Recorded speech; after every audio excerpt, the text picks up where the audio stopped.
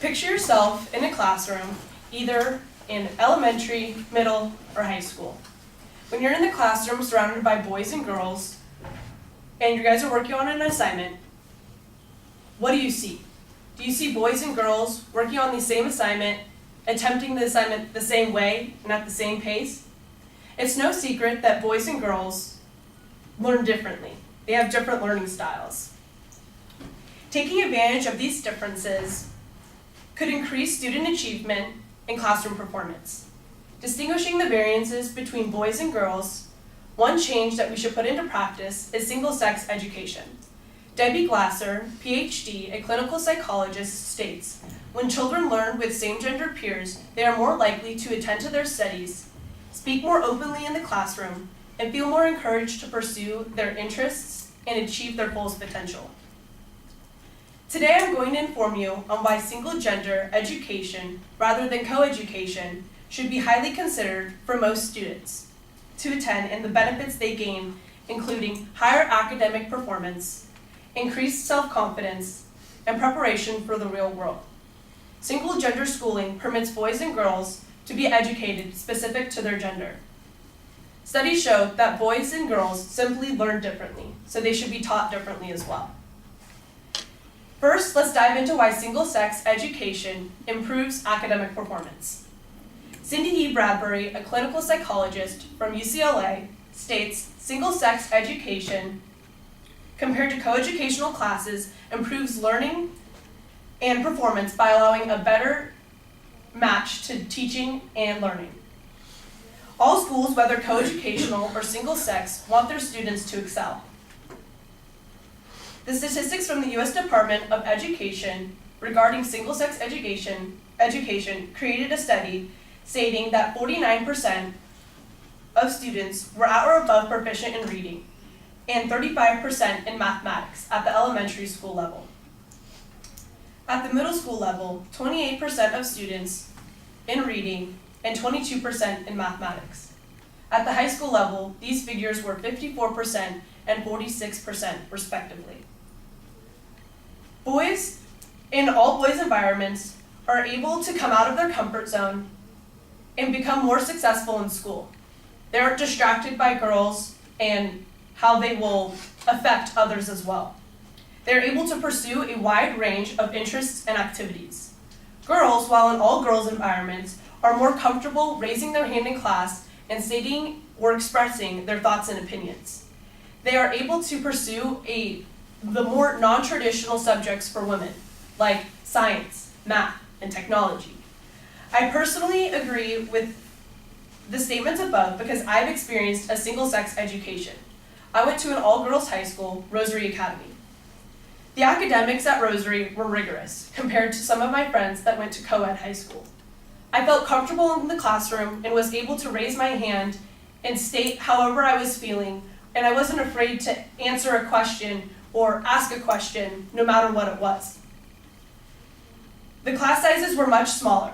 I was able to have the one-on-one teaching that I needed, compared to modern day, a co-ed high school, where the class sizes were much bigger, and my friends told me that they weren't able to focus as much.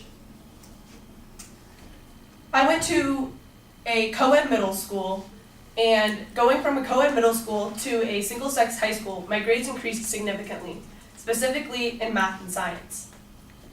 Dr. Richard A. Holgram states over 95% of students in all-girls school report participating actively in class discussions compared to 80.4% at co-ed schools. Keeping in mind that students in single-sex schools are excelling in their academics, their self-confidence and leadership skills are increased as well. Self-esteem is likely to improve for both genders when they have the opportunity to learn in an environment that is favorable to their gender. Goodman Research Group states 93% of school grads, all of girls' school grads, say they were offered greater leadership positions and opportunities than peers at co-ed schools, and 80% have held leadership positions since graduation from high school. Megan Vivo from CRC Health states that boys in single-sex schools are free to explore the arts and languages, as well as sports and other extracurricular activities. they gain confidence in their ability to learn without being compared to girls. From my experience from high school and having friends that went to an all-boys school, Servite, we both grew from our experiences at our single-gender schools. That led us to roles of being captain of our sports teams, joining ASB, performing for the drama club, and taking initiative in the classroom. I have seen myself and my friends transform over the years from either being shy to outgoing, irresponsible to having responsibility, or seeing how their environment helped them build confidence in themselves to do whatever they set their mind to. As you can see from these points about academic success, the increased self-esteem and leadership skills from single-sex education, it leads to how this type of environment prepares students for the real world. The real world will continue to include men and women in extracurriculars, jobs, at home, on weekends, and on holidays. Single-sex schools are not just preparing students for school, they are preparing them for life. The experiences that each student comes across within this specific environment is what is preparing them for life outside of schooling. This type of education within this specific environment, they are preparing them, This type of education creates students to problem solve with no distractions, to ask questions freely, and to be those leaders that find their voice not only for themselves but for others as well. Jessica Diaz-Michael, a Rosary Academy grad, now an anesthesiologist, states, "The rigorous academics, dedicated faculty, and myriad of cultural experiences at Rosary fostered my intellectual curiosity and enriched my personal and professional life today." There is more to the single-gender schooling than just the education you receive. You gain experiences, opportunities, and mentors who are there specifically for their students. Finally, I want to say that there are many reasons most students should attend single-sex schooling due to the advantages they will obtain.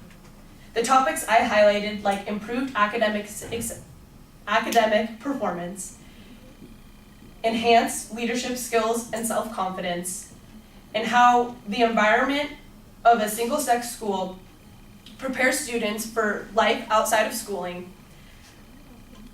From the research I told you about previously, think about your children, or when you have children, about the benefits they will gain from single-sex schooling. Thank you.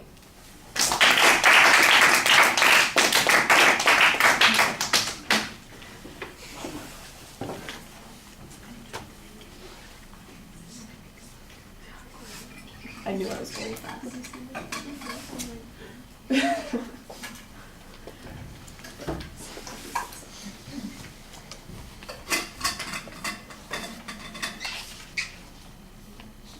Javier, are you here? Yeah. What do you think? Yeah. Well, I thought the way she was talking, like, it was really clear. I could understand everything that she was saying. She kept on looking at her paper a lot, which I thought was a little bit problematic. But I kind of knew what her claim was, why single-sex education should be considered, right? Mm-hmm. Why should we consider, like, you gave reasons why you think it should be considered, like, improves academic performance, improves leadership skills, and it benefits benefits women, men and women. And you talked about some statistics about how, like, reading. I didn't really get the statistics at the moment because it was all in one part, so I couldn't get them all. And you gave your personal experience of going to all girls high school, correct? Mm-hmm. Which I thought was really impactful for the speech. You talked about how it helped you, how you weren't afraid to raise your hand, and how you, like, excelled in sports and stuff like that, which I thought was, like, a really good example. And you were talking about how it improves your leadership skills and how boys learn not to be compared to girls, which I thought was a pretty good thing, because in society I think people kind of say that girls are smarter than boys, which is, I don't know if it's true or not. And you also talked about how it prepares for your life outside of school, which I thought was a really good way of putting it. Thank you. All right. That's good. That's good.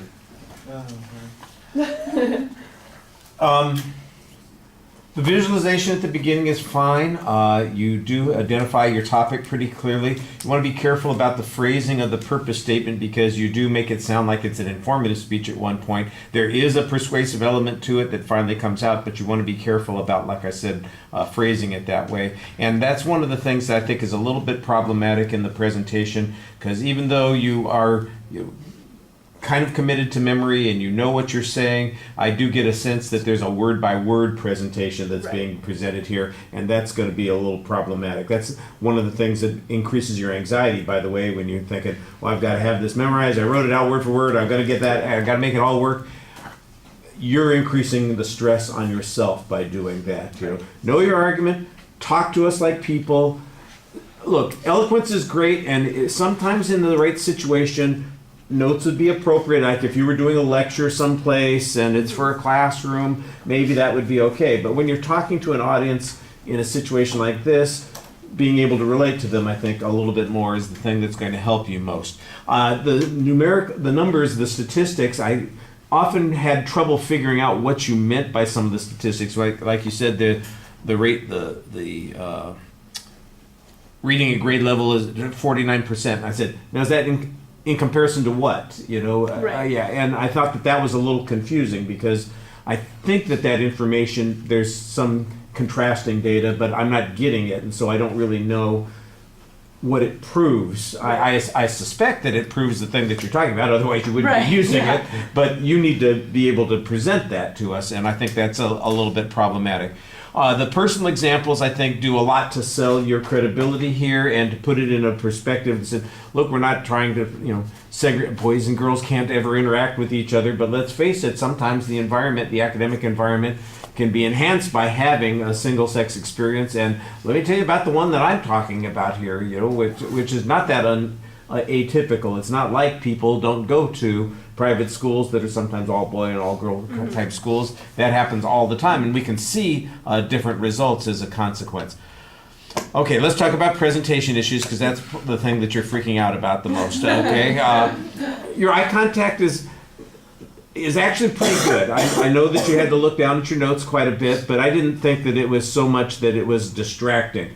What I thought was distracting was the fact that you had no notes in your hand, and as a consequence, it looked odd that you never used your hands for anything except to hold each other. Basically you are in the fig leaf position the whole time you're talking. I want to move to. Yeah. It's like you got one hand grasping the other hand down in front of you, like Eve in one of those biblical kinds of things. And I'm going. So you just don't look engaged in the presentation. I was so nervous. Yeah, and that's the anxiety. That's it exactly. And because you're staying close to your notes, it looks even more problematic. It wouldn't necessarily look quite as dramatic if you had backed away from that and maybe you were holding your hand like that a little bit. But because you're standing up for it and you got the notes and you have to lean over, it just kind of exaggerates that as an effect. And again, we've got people over here, people over there. You could step toward them a little bit. You could gesture here and there. You could change the orientation of your body. Right. But you're not doing any of those things because you're thinking about, I can't get too far away from this because this is my anchor and I'm going to use this. All right, so that's a little bit of a problem. It wasn't a huge thing, but it's noticeable. It is noticeable. All right, thank you.